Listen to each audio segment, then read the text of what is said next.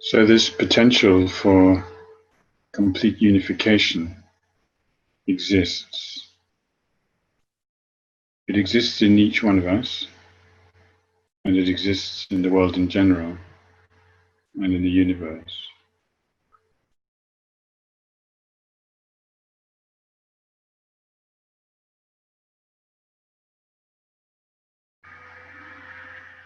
But not having actualized it, we are in a state of division in so many ways.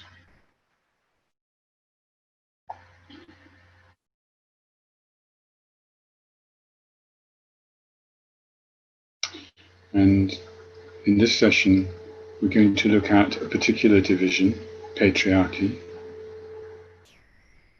a social system in which women are controlled by their fathers, their husbands, and by males in general. We don't know the exact time when this unfortunate system came into being. It's clearly irrational, unnatural. It's a distortion of the fact that essentially we're equal. Quite a lot of people suggest that a time of the agricultural revolution, which is something like 10 to 12,000 years ago, when families and tribes took over land for agriculture, then the question was who to pass it to at death. And so a patrilineal descent system came into being, so that the ownership of land came into the male line. That's one explanation. Anyway, we don't know. But one thing we can say is that all the major religions of this world evolved within patriarchal societies. And Buddhism is no exception, and it has many patriarchal aspects. But the fundamentals of Buddhism, such as renunciation, which means to give up attachment to worldly obsession and attachment, to give it up. Then bodhicitta, the mind of universal compassion and altruistic aspiration to become enlightened, and the emptiness of inherent existence. These three principles of the Buddhist path. And then Buddha nature, which is the essential nature of each living being. None of these are in the slightest patriarchal in aspect.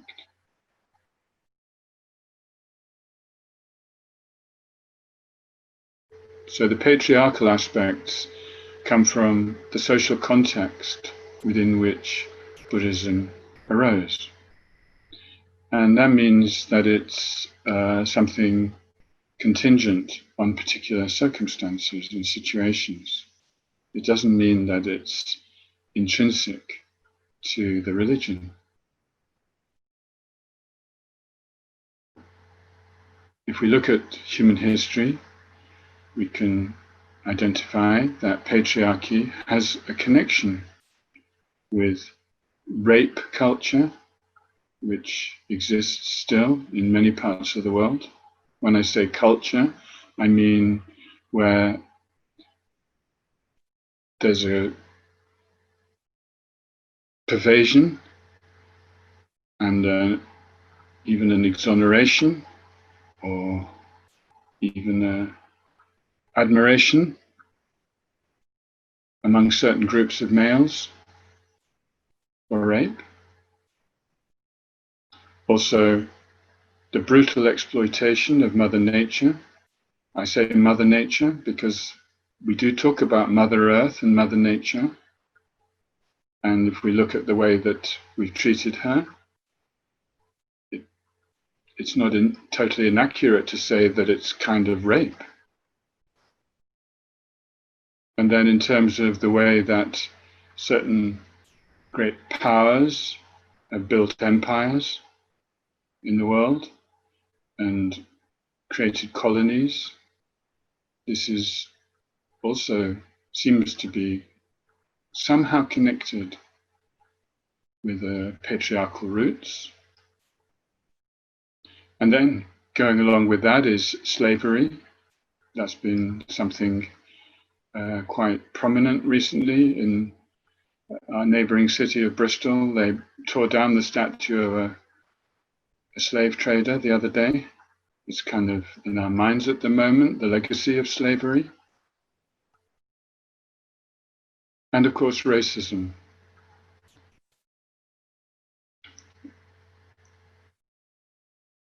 And connected to all that is the extreme social inequalities we witness in the world today. So all of this is to do with dominance of one group over another. And somehow it seems to be connected with patriarchy. It's too complex to discuss exactly what the connection is. It's something we need to explore outside this session, to really think about that deeply.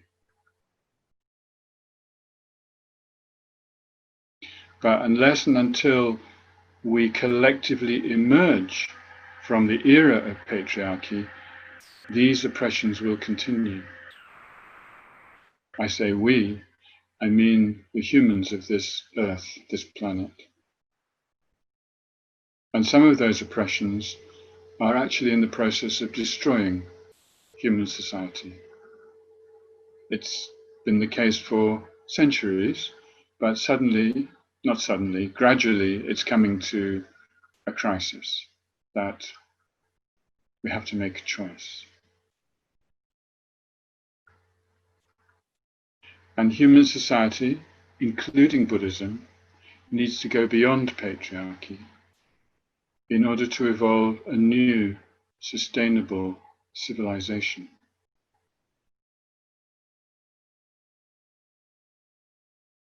And if we think back to the practice of Tara that we just did, it's very easy to understand that a new, sustainable civilization is perfectly possible. The potential for it already exists inside each of us. And so we can each do something towards bringing it about.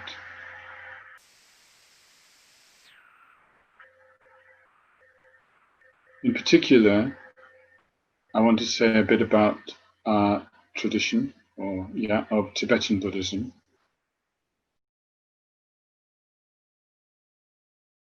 Because there have been some unfortunate cases in the last couple of years, although they reach back some decades actually, of extraordinary abuse, particularly of women, but also children.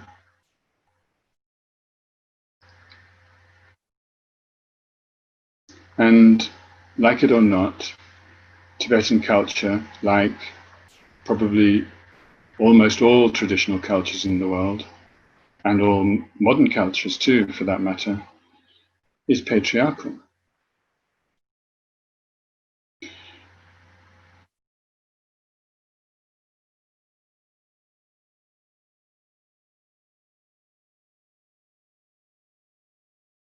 In terms of sexual relations between men and women, traditionally in Tibet, we don't know much about that.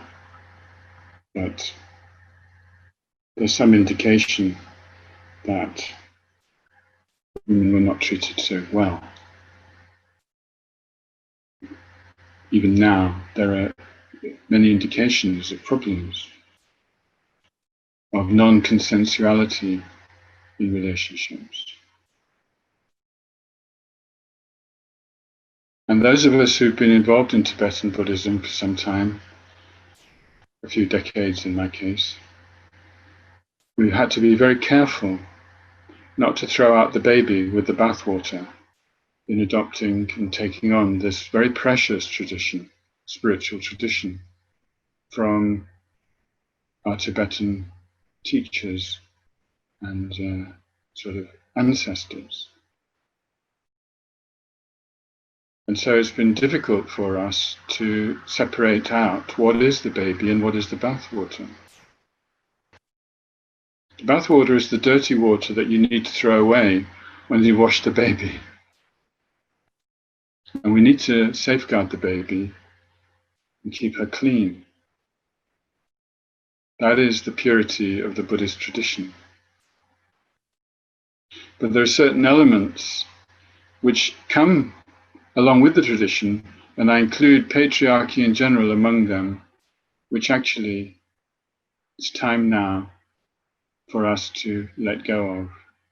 And to be fair, this is already happening within certain sections of the Tibetan community too.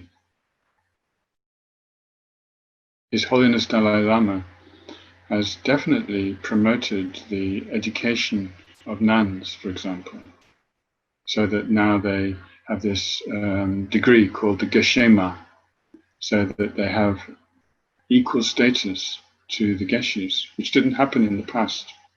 That's just one example.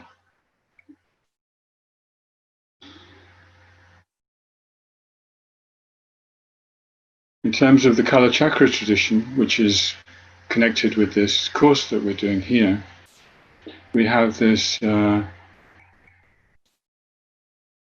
idealized civilization called Shambhala. One of the major global organizations which has been very badly tainted with the sex abuse scandal is called Shambhala International. And that name goes back 2 generations. And this organization has been associated with abuse of women and children. And as a result, I just don't like to use the name Shambhala anymore, although traditionally it's been an ideal, perfect society for practicing Dharma. So I've started using the term New Civilization instead.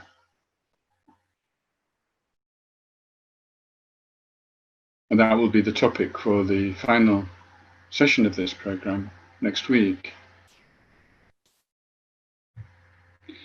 But I feel, and I think many of us feel, that since these particular scandals came to light in the last year or two, and of course they've been brewing for a long time, and many of us have known about these things for a long time, and it's not just unique to particular organizations. Unfortunately, these issues are quite widespread.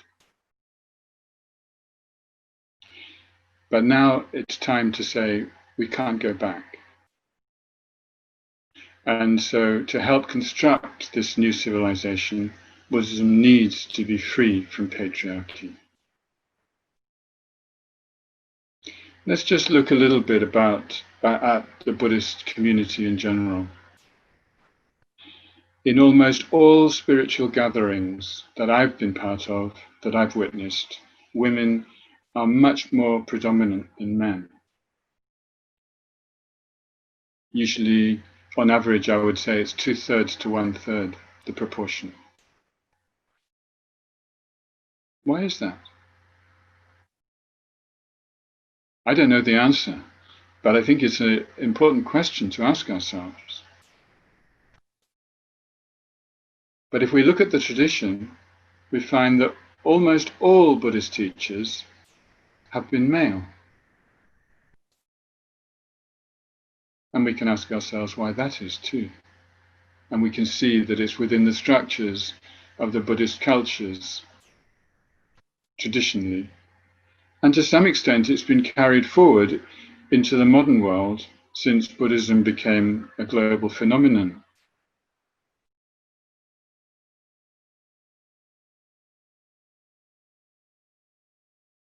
We need to ask ourselves how well we're doing in terms of transition from the traditional culture, which was male dominated, into a new, more equal, more gender equal situation, which we need to evolve.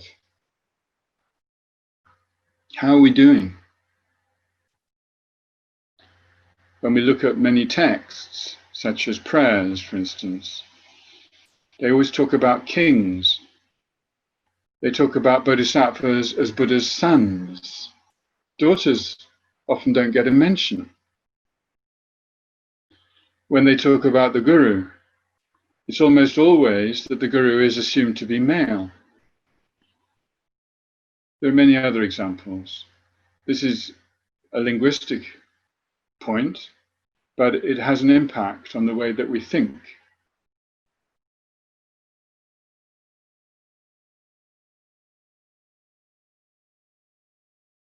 It's up to us. This tradition is now our tradition. And we can frame it in terms of gender according to the kind of culture that we want to evolve. The essence of Buddhism remains pure, it remains the same. Buddha never taught that you couldn't become enlightened as a male. I mean, you will actually find some texts which suggest that, unfortunately, but it's hard to justify, because Buddha taught that the seat or the site where we become enlightened is the mind, and the mind is not gendered. That's just something of the human body that we will leave behind.